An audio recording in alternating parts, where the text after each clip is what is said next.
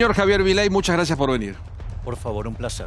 ¿Cómo estamos hoy, 25 días de pandemia, en el panorama económico? Porque nos paramos en el cómo, en el cuándo, pero como dice Renato también, hay mucha gente que nos dice en la calle, necesitamos urgente volver a trabajar, volver a producir, pero tenemos un stop que es el número de la pandemia que te condiciona.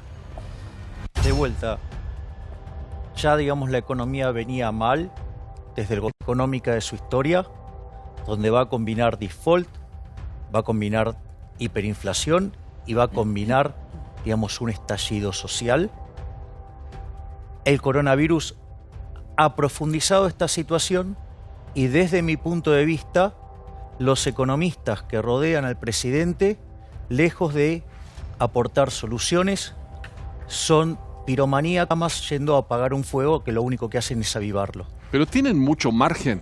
Yo te periodista, sino como argentino que vivo acá y escucho estos panoramas y me preocupan porque nos afectan a todos.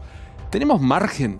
¿Mucho margen? O podemos hablar de unas mentes que no funcionan, pero no encuentro que nadie tenga un camino, porque ya veníamos mal, no sé cuántos años viniste acá contándonos que no crecemos, y el déficit, digamos, y toda la historia, digamos, más la deuda. Argentina no crece desde el 2011, en términos de PIB per cápita estamos abajo del 2007. Argentina es de los países con más riesgo país en el mundo. Tiene 4.000 en promedio, 60.000 en la punta corta. Yo eso lo sé. Digo, la inflación se está acelerando. La caída de la demanda de dinero se ha hecho evidente, llevando al dólar contado con liqui a 114. Pero tal vez lo de Pablo quiera decir, vos...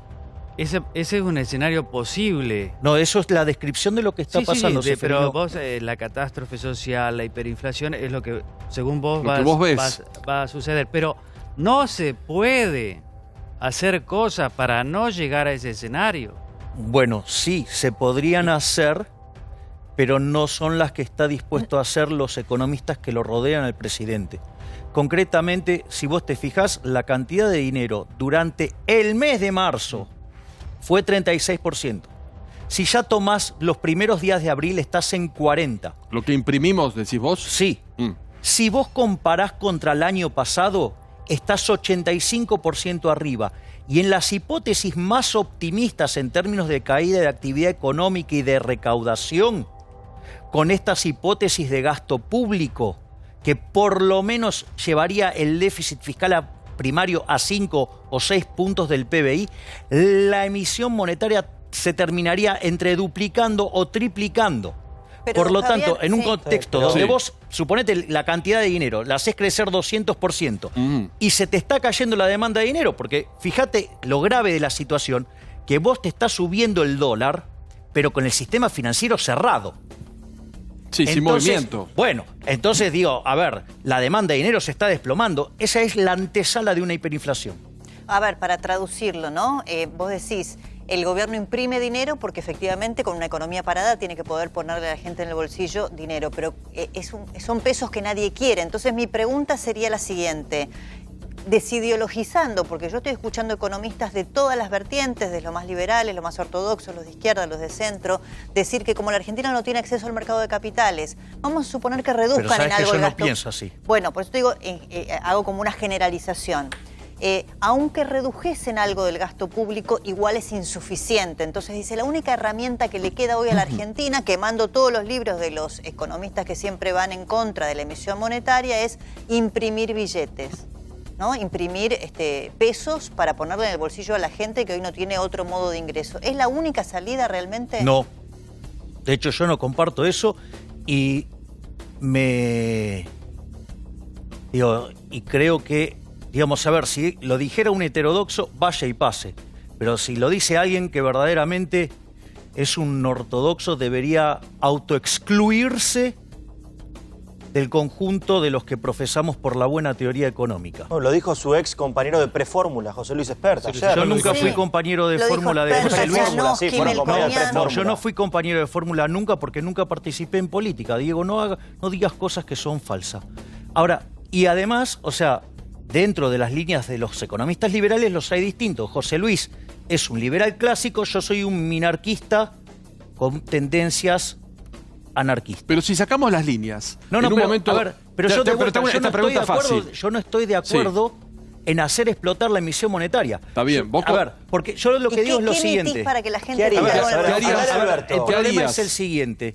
Vos hoy tenés que sacaste la gente del mercado laboral. De hecho, vos mandaste a la casa al 87,5% de la población adentro. Eso implica una fuerte retracción de la actividad económica. Es decir, no hay bienes en la economía. Entonces, si vos querés sostener el gasto público financiado con emisión monetaria, vos vas a estar con papelitos de colores comprando nada. Es decir, lo voy a poner en el límite. Si yo hago la producción cero, por más que me ponga desde un helicóptero a tirar billetes para la gente, digo, lo que voy a generar es una hiperinflación. ¿Por qué? Porque si la producción es nula y yo te doy billetes, ¿cuánto puede comprar esos billetes? Nada. Eso significa que el poder adquisitivo del dinero es cero. El poder adquisitivo del dinero es cero en una hiperinflación, porque el índice de precios tiende a infinito. Lo comparás con lo de hoy, te da una tasa de inflación estratosférica, o sea, una hiperinflación. Por lo tanto, yo no estoy de acuerdo con eso. Yo lo que creo es que justamente lo que debería hacer el gobierno es, dado que las empresas fueron forzadas por el Estado a dejar de producir, les hicieron cero los ingresos, digamos, entonces no tienen ingresos con qué pagar ni los salarios ni los impuestos. Por lo menos el gobierno debería haber, ya que indujo a las empresas a esa debacle, digo, porque es una acción del Estado lo que está quebrando las empresas, por lo menos deberían no cobrarle impuestos, ¿sí? Por lo menos deberían bajarnos la carga fiscal y acomodar el gasto público a la carga fiscal que puedan tener en función de lo que dejaron funcionar. Pero claro, eso implica que la corporación política deba, digamos, renunciar a sus privilegios de casta. Y numéricamente empata, más allá de lo simbólico, numéricamente empata esa eventual reducción. Vos no podés reducir ni fuerza de seguridad ni salud en este momento, bueno. Pero vos que llevas los números, esa eventual reducción del gasto público en áreas que se pueda, vos sabés que en este momento de pandemia hay áreas que no podés. Pero yo no dije ni en la caída de la recaudación, ni tocaría de la seguridad, ni tocaría tampoco la justicia. No, por eso, claro, numéricamente, la salud. ¿Te alcanza? Digamos, yo no tocaría nada de eso, digo, porque esas funciones vos las necesitás, digamos, pero llevándolo a los números, funcionando. ¿a vos te alcanza ese eventual ahorro, no sé cuánto es en millones de pesos, para compensar la caída de la recaudación, de la actividad económica? A ver, bueno, está bien, pero si a vos te cae la recaudación porque se está destrozando la actividad económica, digo, difícilmente lo puedas arreglar con base en emisión monetaria, porque de vuelta, menos bienes, siendo corridos por muchísimos más pesos, se llama inflación. Es decir, ahora, en el fondo, digamos, aquellos que te proponen alegremente emitir dinero, lo que te están diciendo en el fondo es que se produzca toda una licuación de los instrumentos financieros de la economía, porque de donde hay un activo, del otro lado hay un pasivo. Entonces lo que te están proponiendo es destrozar toda la estructura financiera de la economía y que además va a tener como consecuencia una destrucción del salario real monstruoso que va a llevar el número de pobres a 75%, y temo que ni aún el peronismo puede llegar a manejar semejante atrocidad. ¿Y qué haces? ¿Metés una cuasimoneda? ¿Viste que hoy Melconian habló de eso? ¿Metés una cuasimoneda? Me parece una cargada eso. ¿Todo es malo? Sí, claro. A ver, supongamos el caso de Córdoba, que tiene una cuasimoneda. Pero para un bono para los proveedores. No, pero digo, fíjate esto. ¿Cuál es el punto? Si vos tenés una cuasimoneda... Un cuasimoneda es un patacón o lo que tuvimos en los tiempos que imprimen las provincias y que suplantan pesos. Claro, es un título público. Claro. Como no pueden, salvo la provincia de Buenos Aires, que sí podría emitir dinero si lo quiere hacer, por el Pacto de San José de Flores. Ninguna provincia puede emitir plata. Ninguna provincia, salvo Buenos Aires, puede hacer eso. ¿Qué es lo que emitió Córdoba? Córdoba emitió un bono. O sea, vos te va a dejar un interés, por ejemplo, y además te permiten utilizarlo para pagar impuestos. Claro. Ahora, ¿qué es lo que pasa? Cuando vos emitís la cuasimoneda, ¿sí? Eso implica que estás dejando de demandar pesos. Cuando vos dejás de demandar pesos, el poder adquisitivo del peso, ¿qué pasa? Cae. Es decir, estás incentivando una mayor tasa de inflación. Por lo tanto, creer que crear una cuasimoneda resuelve el problema de la inflación no es digno de un alumno de teoría monetaria. Ahora, si alguno de mis alumnos hace eso, lo echo del curso. Está bien. Ahora, Javier, Lo aplazo. A ver, nosotros venimos con una pandemia económica previa a la pandemia sanitaria que agudiza toda la situación. Y vos decís, bueno, no hay producción de bienes, con lo cual, al haber cada vez menos oferta, esos precios se van para arriba, ¿no? Pero la verdad es que todos también somos más pobres en esta situación, con lo cual la demanda también cae mucho. Pero eso no te puede equilibrar, perdóname, déjame terminar y después contestás. ¿Eso no te puede equilibrar un poco, planchar el aumento de precio y que eso, por ejemplo, se haya verificado que el dólar se te sigue yendo para arriba, pero los precios, vos vas al supermercado y más o menos se siguen manteniendo en la misma línea? Pero no. Digo, a ver, si se contrae la oferta, los precios tienden a subir. Sí. Y si vos además estimulás la demanda... Pero no hay una estimulación de la demanda. Ah, el que cobra 10.000 pesos de la IFE, ¿en realidad vos creés que puede salir a comprar lo que quiere? Pero apenas tiene un peso para subsistir. A ver, Gustavo, vamos a esto, de vuelta. El déficit que dejó el macrismo bien medido no es 0,6 negativo, sino que es 3%. Este gobierno propone un paquete de estímulos fiscales equivalente a 2 puntos del PBI. O sea, con lo cual, digamos, está incrementando la política fiscal y la financia con emisión monetaria. Con lo cual sí tenés estímulo de la demanda y eso sí genera todavía mayor presión en precios. Pero acá hay un problema más grave. El problema es que esto no se arregla con papelitos de colores, porque si vos fueras más rico emitiendo papelitos de colores, Argentina ya viviría en el paraíso.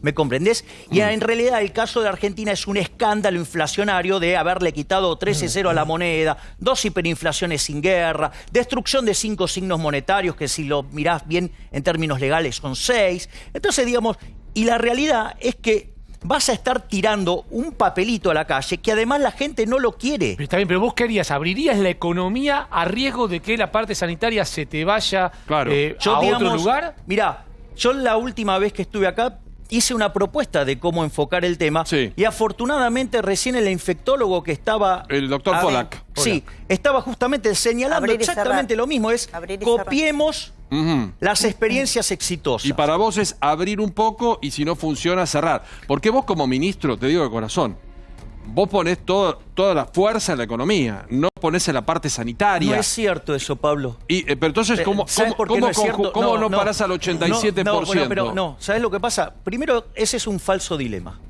No hay un dilema entre salud y economía. Y te voy a explicar por qué. Porque aquellos países que son más libres, que no solo son 8 veces más ricos que los reprimidos, sino que los países más libres la gente vive 25% más que lo que vive en los países reprimidos. En los países reprimidos viven 64 años, en los países libres viven 80 años. O sea que no hay conflicto entre salud y economía. Punto 1. Punto 2. De vuelta, si yo, digamos, sigo con el modelo de cuarentena cavernícola, es decir, si yo no tengo nada como tratarlo, no tengo ningún instrumento ni nada por el estilo, lo único que puedo tener como instrumento es el confinamiento. ¿Sí? Ahora, si yo llevo la idea del confinamiento al límite, la producción es 0. Entonces, en lugar de decir, no sé, Alberto Fernández habló de 100.000 muertos. Entonces, en lugar de tener 100.000 muertos, vas a tener 45 millones de muertos. Porque cuando vos no produzcas nada, no vas a poder consumir nada. Es decir, lo más maravilloso que tiene toda esta crisis es todo lo que vamos a tener que aprender, en especial los heterodoxos y los ortodoxos de mal pelaje, de lo que es el error conceptual del keynesianismo. Ahora, ¿qué ayuda podrías dar? ¿Qué ayuda plantearías vos para...? ¿Qué? No, perdón, que estaba hablando, Diego, pero dale. Bueno, no, ¿qué ayuda plantearías vos para las pymes, que en este momento están con los bancos que le dan la misma financiación que le daban antes, nada más que lo pasan al COVID? Y, o sea, los bancos en realidad están saliendo beneficiados en todo esto porque ellos están prestando dinero, pero con la garantía del gobierno, porque están usando la misma línea de financiación. No es que digamos, están siendo beneficiados, están protegiendo de crear crédito artificial frente al desastre que causó el gobierno en materia financiera. A ver, vamos a esto. ¿Cuál es el gran problema que tienen las pymes hoy? Las pymes tenían líneas de crédito, que básicamente toman los cheques y los descuentan para hacerse de cash. ¿Qué es lo que pasa? Cuando el gobierno te cierra la producción, unilateralmente decide que acá nadie produce más nada, ¿qué pasa? Tus ingresos se desploman. Entonces esos cheques que los bancos tenían en cartera, que se los habían dado las pymes, cuando los quieren cobrar no los pueden cobrar por la propia acción del gobierno. Entonces, ¿qué pasa? Quedan en rojo. Es decir, ese crédito que había sido dado, digamos, de manera contra instrumentos y contraproducción que existía, ahora se derrumbó por la decisión del gobierno. Entonces lo que te dicen los bancos es, mirá, vos me acabás de destrozar la cartera de crédito, si vos querés que yo les dé más plata contra aire, ponela vos, porque yo no te voy a regalar el balance del banco para que encima después que me lo destrozás me vengas a decir que necesito que me salves. O sea, entonces, desde mi punto de vista, el problema es, yo estoy de acuerdo con el primer paso inicial de la cuarentena, ¿sí? ¿Por qué? Porque te encontraste con algo que no conocías, te encontró con el sistema en offside y la forma en la cual, digamos, vos podés trabajar son varias cosas. La primera es, aun cuando vos tuvieras el mismo caso infectado, con el efecto de la cuarentena lo estirás en el tiempo y eso, además, digamos, no solo que te permite operar mejor con el propio sistema que tenés, sino que además te permite hacer un salto de calidad, ¿sí? O sea, mejorarlo cuantitativamente para poder mejorar la respuesta. Y además, el trabajo de educación sobre la población le quita aceleración, con lo cual la holgura del sistema es mejor. ¿Ok? Digamos, entonces, primer parte estoy de acuerdo. Segunda parte no, porque se te está destrozando la economía. ¿Y qué es lo que pasa? Mirá, esto es muy interesante. En Estados Unidos, una empresa promedio resiste una cuarentena full 25 días. Nada más. Nada más. ¿25? 25. Nada más. Pero ese es el promedio. Quiere decir que, por ejemplo, los restaurantes te aguantan 14 días. ¿Sí? Digo, Claro. Eso está hecho en un estudio del Morgan. Sí. Ahora, les cuento, digamos, y se lo imaginarán, que el sistema financiero argentino es muchísimo más precario. Más débil. Bien, con lo cual, digamos, ni de casualidad llegamos a ese número. Pero como si todo eso fuera poco, Argentina tiene, según la etapa del ciclo, entre 30 y 40% de la economía en negro. Claro. El problema radica que cuando vos haces esta cuarentena cavernícola, el problema radica que hay gente que las dejaste sin plata. O sea, y que no se arregla tampoco tirándole plata desde el helicóptero, porque vos además necesitas producir, porque si vos tirás plata sin producción a cambio, de vuelta, generás un desastre inflacionario. Y otra particularidad, el que no está en negro, hoy no puede retirar la plata de los bancos, los pesos. Eso es una situación muy paradójica, muy particular, que sucede en la Argentina y no en otros países. ¿Puede sacar por cajero 35.000? Sí, pero es el límite que te pone el gobierno. Es decir, no sé si ustedes se dan cuenta, pero tenemos un corralito. Pero hago una pregunta, si yo saco 35, supongamos que tengo el dinero, yo puedo sacar, tengo un depósito en el banco, una caja de ahorro, puedo sacar 35.000 por día. Pero si tenés 150.000 pesos y lo necesitas para pagar sueldos o lo que fuese. No podés sacar eso de una ventana. Es muy importante, no podés. le llamemos como le llamemos. Sí. Eso explica por qué el Banco Central no autoriza que vos puedas ir a la caja a sacar y plata. a sacar tu depósito en pesos. En dólares sí. Y eso habla, yo estoy de acuerdo con vos, de la salud de los bancos. Los bancos tienen todos los dólares, lo pueden devolver cuando quieren, y tienen todos los pesos, los pueden devolver cuando quieran. Y tienen 65% de liquidez. Ahora, el problema no son los bancos. El Banco Central te agarra y te los tiene porque, claro, ellos dicen, ¿qué va a comprar la gente si saca los pesos? Va al blue. Entre otras cosas. Claro, cambia. Dame un segundito, porque hablamos de dólar. En un minuto nos explicás el precio del dólar de hoy, el contado con liqui, y lo que significa esto.